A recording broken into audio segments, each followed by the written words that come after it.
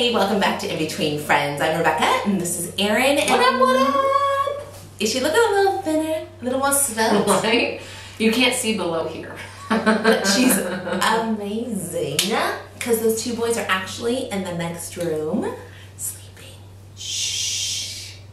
No, we're not quiet. No, we gotta get used to it. It's fine. They've heard our voices for like 4 months now. It's fine. They would be odd if they didn't hear it anymore. They're like the lullaby. Good night.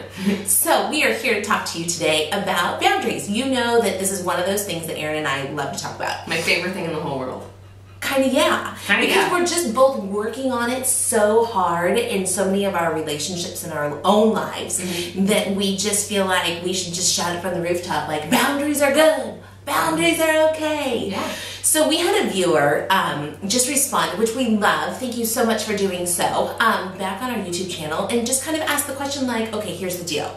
I told my in-laws that we just wanted them at the hospital, and they didn't really listen. So what am I supposed to do now? They're planning on bringing all their kids. This is their first child, the couple's first child. It's the first grandchild. How do I then set more boundaries when you tried to set them and the people were like, I don't hear you, I don't hear you.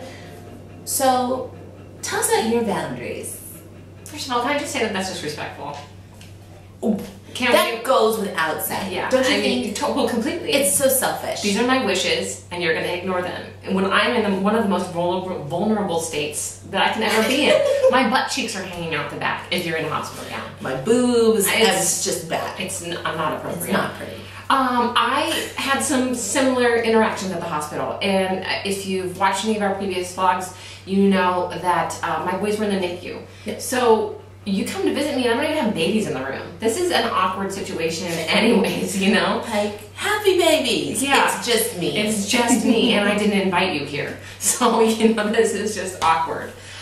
What I found really, really interesting was I did not pick up my phone. I really did not at the hospital. Very select individuals I picked up the phone for. And if I did pick up the phone for you, I picked up the phone for you, correct? Yeah, like a couple times. But let's not overstate the expectation. Better than I did for a lot of other people, though. Yeah. What I found, though, is the people who really, really knew me and really, really loved me and really wanted to make sure that they were allowed called Jeff right after they couldn't get a hold of me. They wanted to make sure that things were being broached appropriately.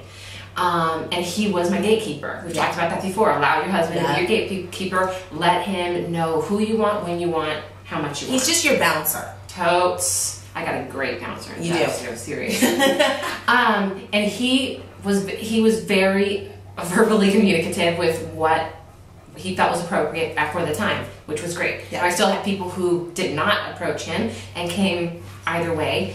And I still believe that verbal body language is a great way to communicate. Yeah. I am not here to make you feel comfortable if you are not trying to make me feel comfortable.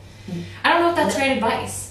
I know, and see, here's the sticky thing. First of all, you've got two different layers. You've got that in-law layer.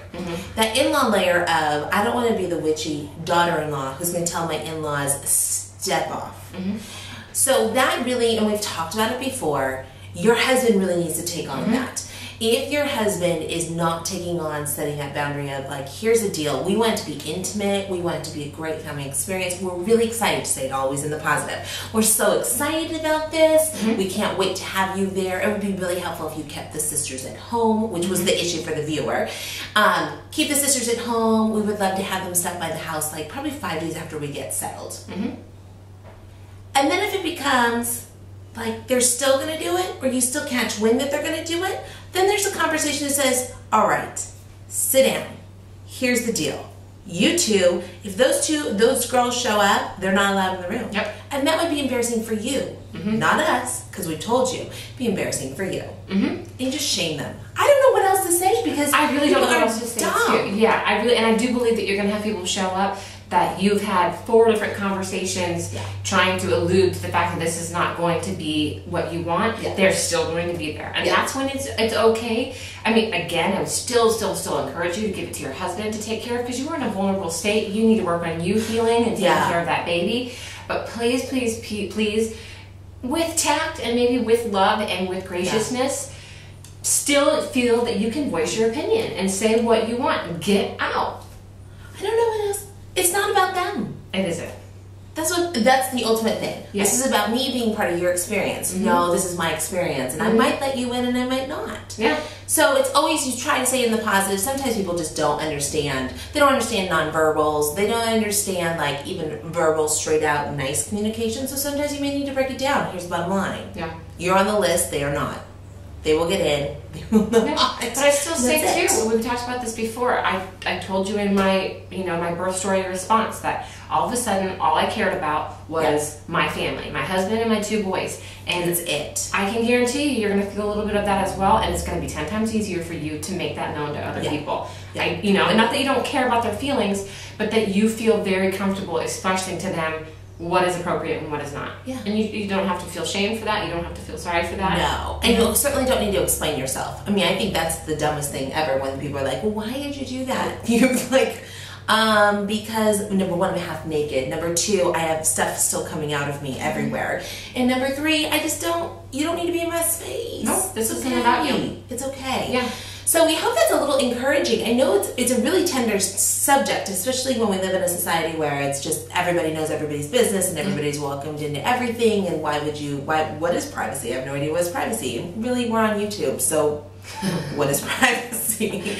I still say that's the most ironic thing though, because I'm so private in every other aspect, yet I'm on YouTube. So I don't know what that is, but I make no apologies. If you see us on the street, don't say hello. I avoid eye contact anyways, you won't be able to. So anyways, like our video, subscribe to our YouTube channel, we would love it. If you have any comments below, if there's maybe certain ways that you found to kind of define that boundary with others, we would love to hear just a brainstorm of lists. We certainly could use it in our own lives. Obviously. Jump over to our website, www.inbetweenfriends.com